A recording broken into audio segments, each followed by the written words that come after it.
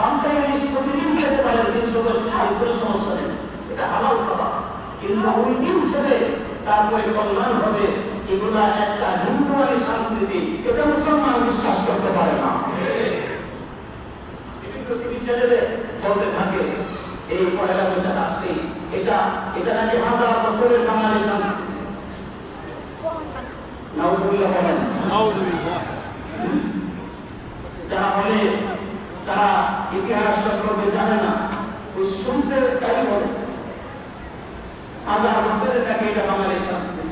পৃথিবীতে হচ্ছে 1000 বছরের বাঙালি সংস্কৃতি।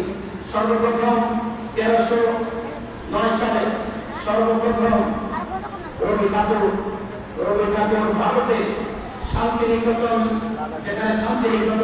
যেখানে রাজীব গান্ধী, মহাত্মা গান্ধীর খবর যেখানে তাদেরকে পড়ানো হয়েছে, ওই জায়গার নামটা হলো শান্তিনিকেতন। ওই জায়গায় সর্বপ্রথম এই ভারতবর্ষে রবীন্দ্রনাথ ঠাকুর, যিনি কবিগুরু, তিনি এই প্রথম 1309 বঙ্গাব্দ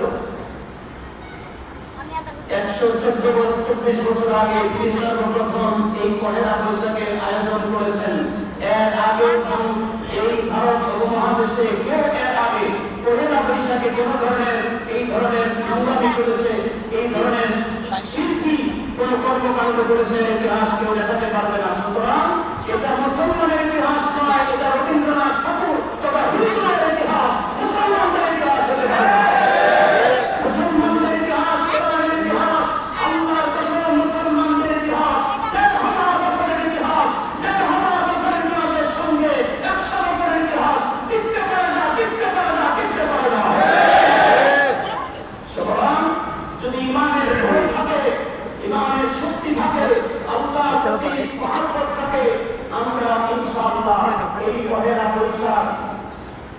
এই ধরনের শিল্পের মাধ্যমে, এই ধরনের হিন্দুয়ানি রীতিনীতির মাধ্যমে পহেলা বৈশাখ আমরা উদযাপন করবো না বলে ইনশাআল্লাহ। তাহলে কি করবো? প্রথম দিন সর্বপ্রথম আমাদের দায়িত্ব হলো যারা সূর্যোদয়ের সঙ্গে সঙ্গে এসে হয়ে বৈশাখ করে গান করে বের হয়, আমরা বলবো না, আমরা হাইয়া আলাস সালাহ হাইয়া আলাল ফালাহ শুনে যে গান দিয়েছেন স্বয়ং রব্বুল আলামিন, মসজিদের দিকে এসে আমরা সর্বপ্রথম বৈশাখ উদযাপন করবো বলে ইনশাআল্লাহ। আল্লাহ পাক প্রতিদিন আমাদেরকে 5 বার হাইয়া আলাস সালাহ হাইয়া আলাল ফালাহ বলে কল্যাণের দিকে ডাকেন। কিসের আমরা এই সমস্ত শহীদ বৈশাখ এগুলো গাবো? এগুলো তো হিন্দুরা বের করেছে, এই গান আবিষ্কার করেছে রবি ঠাকুর, যার লাইনে লাইনে বিভিন্ন ধরনের অশ্লীলতা আর বিভিন্ন ধরনের শিল্পের ধর্মে। আল্লাহ পাক আমাদেরকে শিল্পমুক্ত ঈমান নিয়ে আল্লাহর কাছে হাজির হওয়ার তৌফিক দান করেন। সবাই বলি আমিন। আপনারা কি কষ্ট পেয়েছেন? আমাদের সর্বপ্রথম পরিচয় হলো আমরা মুসলমান।